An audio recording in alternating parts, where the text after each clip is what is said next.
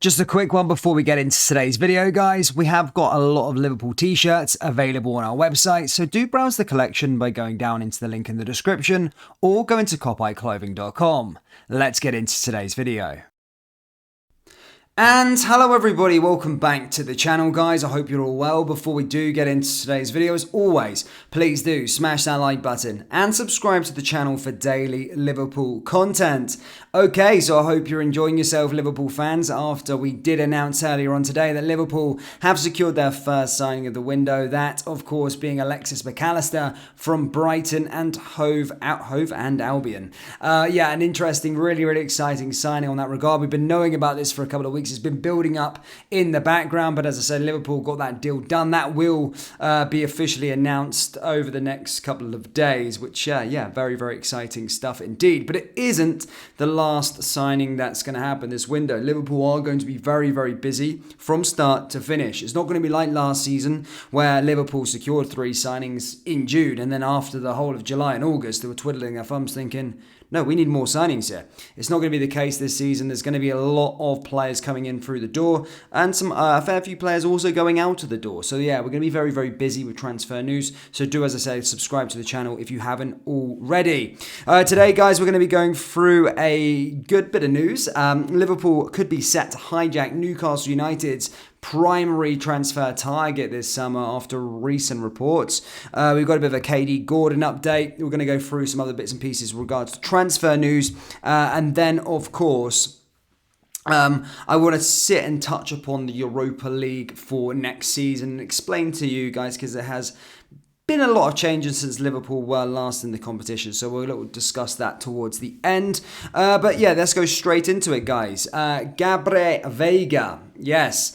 Gabri Veiga plays for Celta Vigo, is an attacking midfielder, can play central midfielder, and is a young player. He is highly regarded in Spain at the moment. A lot of teams are keeping their tabs on him. And the main team that were trying to make an early move for him this summer were Newcastle United. Look, Newcastle United, it was reported a couple of days ago that they had submitted a €40 million bid, and sort of personal terms and stuff like that, or negotiations were ongoing, and it was likely that Newcastle were going to secure his signature this summer. However, there has been a bit of not a U-turn, but there's been a bit more information coming to the party that Fabrizio Romano and, of course, Spanish journalists from Celta Vigo, as I said, I only listen to reputable sources. Fabrizio Romano, yes, is one within like the English-speaking space, but there's a Celta Vigo journalist that I will give you the name of in a second. That is very reputable.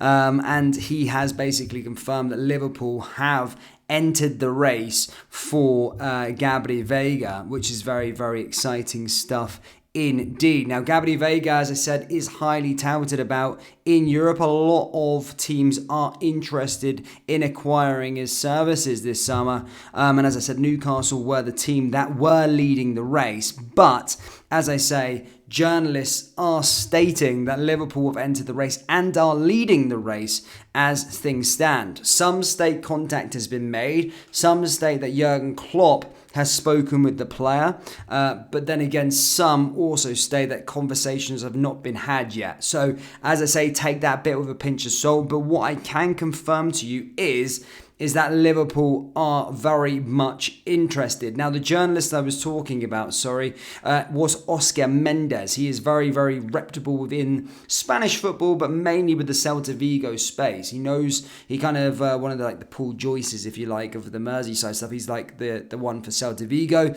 So him reporting this.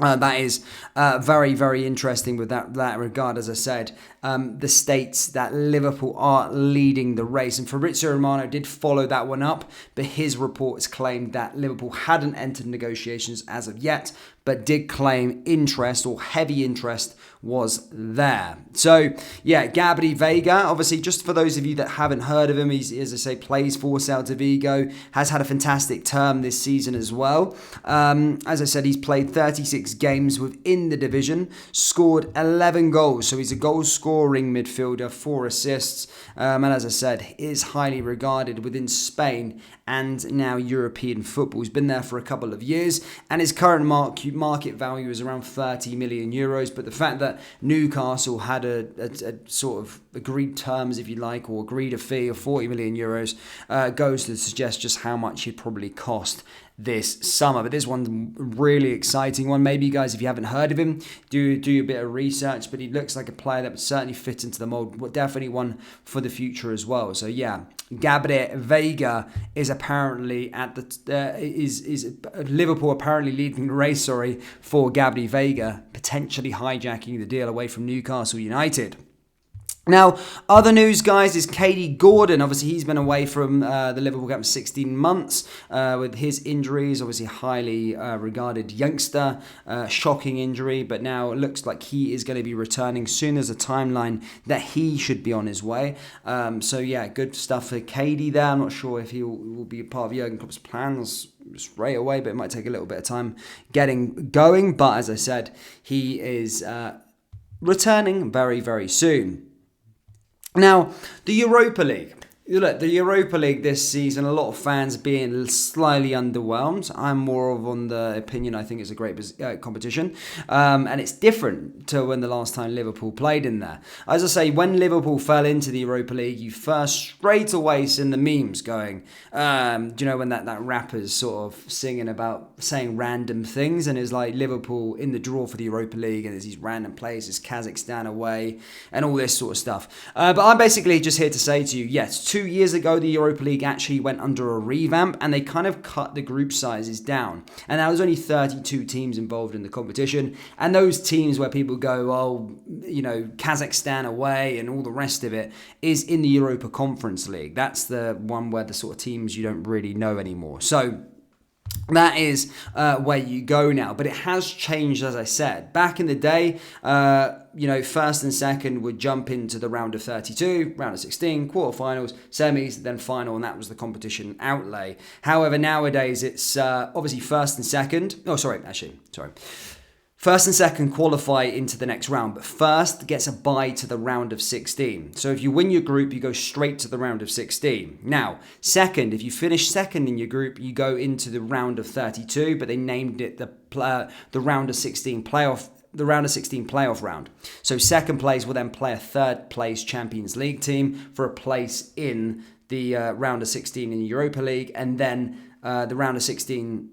The group winner will then be seeded, and then will take on whoever wins the round of 16 playoff round. So it is very, very important that Liverpool do go on and win their group. 1, to avoid a Champions League team, and 2, just to get 2 games off, especially in February. It's a luxury, especially you don't know how much congested fixtures are going to be there at that time of the season. So that is the sort of outlay, and for whatever reason, this shouldn't happen. But if Liverpool were to finish third, if you finish third, you go into the Europa Conference League. So slightly like the Champions League. Champions League, if you finish third, you go into the Europa. If you finish third in your Europa League group, you go into the Conference League. But I don't think Liverpool have to worry about that one. But yeah, 6 match days, of course. The match days, match day 1 will be on September 21st, match day 2, October 5th, 26th of October for match day 3, match day 4, November 9th, match day 5, November 30th. And then match day 6, December 14th. And then, of course, because it's a bit different now with the Conference League and all the rest of it, and the Champions League playoff rounds and all the rest of it, there'll be loads of other bits and pieces that will determine who's actually going to be there. But Liverpool will be in pot 1. They'll be in pot 1 with Villarreal, Bayer Leverkusen, Atalanta, and Roma, meaning that the club will not be able to draw those sides. And then the winners of the Europa Conference League, either Fiorentina or West Ham, will also go into pot 1. So there you go. That's all we've really got for you now. As the time goes on, as the Champions League qualifiers happen, as we get to the end of August, things will come a much more clearer with regards to who Liverpool can face in the Europa League. But that's it so far. Liverpool in the Europa League pot 1 should have no problems winning their group, really. really. And as I said, it's a new revamped competition, so there's no crap in there anymore. It's very, very good teams. Go look at the groups. Go look at the knockout stages from the last 2 years. Some really, really good teams in there. Yeah, it almost has a bit of a Champions League feel, especially when it gets to the knockout rounds. But as I said, its importance is the Europa League final will be held on May 22nd, 2024 in Dublin, Ireland. As I said, at the Aviva Stadium. And of course, the winners will go into the Champions League group stage at pot 1. So it's another avenue to get into the Champions League should you win the Europa League. But that is today's video, guys. Please do let me know your thoughts on Gabri Veiga. Is he a player that you would want the club to sign? And will Liverpool win the Europa League next season? Let me know, yes or no, down in the comment section below. That brings us to the end of today's video. As always, please do smash that like button and subscribe to the channel for daily Liverpool content. Remember, we do have Liverpool t-shirts available on our website, so do browse the collection by going down into the link in the description or go to cobblekclothing.com. Thank you, and I'll see you all next time. Take care. Peace.